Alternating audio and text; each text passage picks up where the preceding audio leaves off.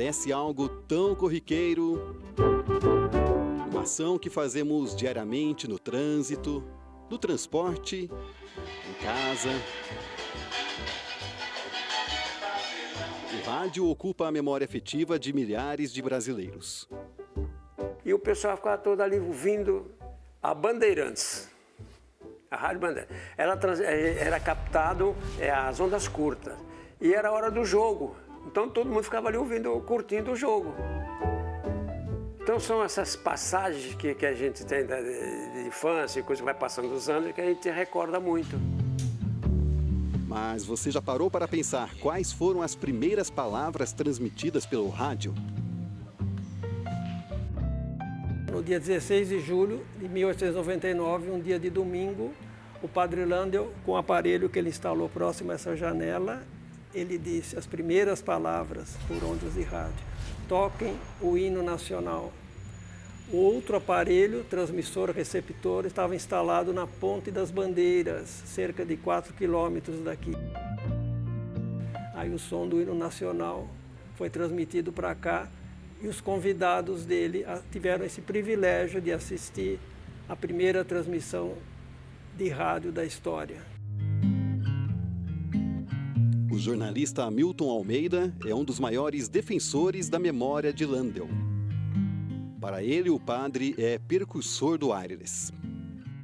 Desde os tempos da faculdade, quando eu comecei a pesquisar sobre esse notável inventor, já são mais de 40 anos. E ao longo desse período eu escrevi 5 livros sobre ele. Um foi publicado no exterior e os outros no Brasil. Porque ele fez invenções notáveis, né? Ele inventou o rádio, patenteou o rádio no Brasil, nos Estados Unidos, projetou a televisão. Mas há controvérsias. Outros pesquisadores afirmam que Landel inventou a transmissão de voz via ondas de rádio, ou seja, uma espécie de telefone sem fio. Quem teria mesmo criado o sistema de telegrafia sem fio em 1896 teria sido o italiano Guglielmo Marconi, que venceu o Nobel de Física em 1909.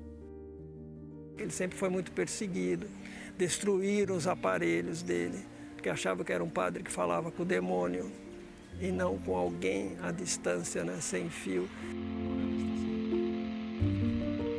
Para Milton, o padre Landel foi injustiçado e não teve apoio do governo brasileiro nem da igreja.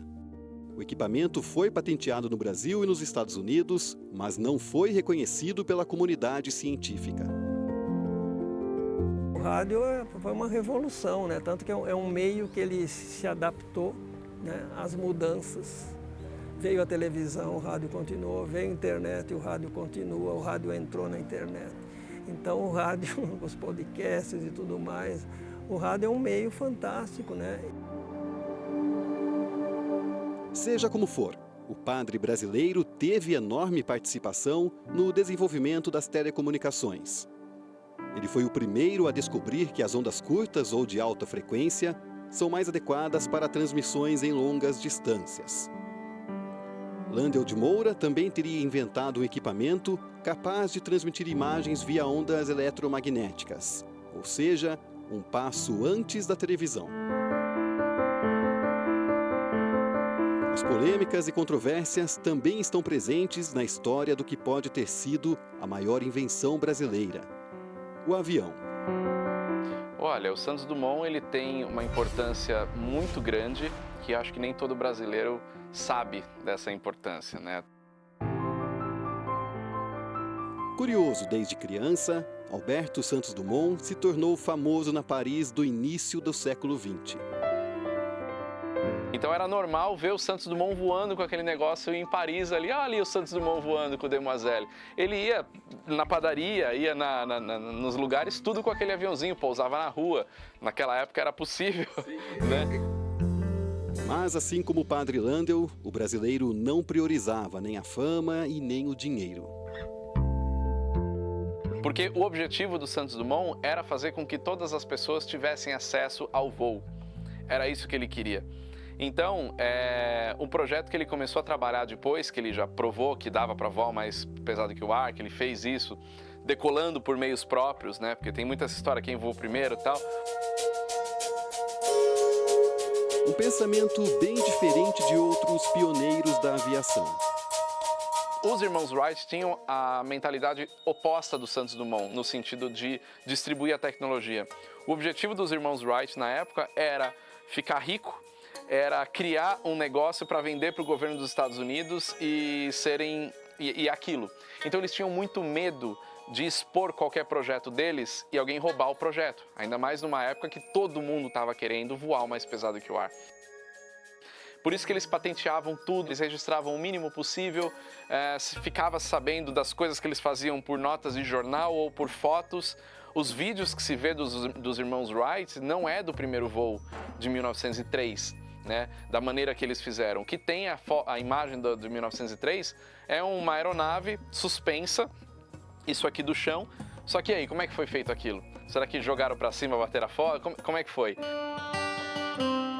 Seja nas telecomunicações ou na aviação, quem teve a ideia primeiro nunca saberemos. Mas uma coisa é certa: a inventividade está no sangue dos brasileiros. Olha, o Santos Dumont eu acho que é o início de tudo, né? Ele representa o início de uma nova era. É um cara que é uma inspiração, acho que para todo mundo.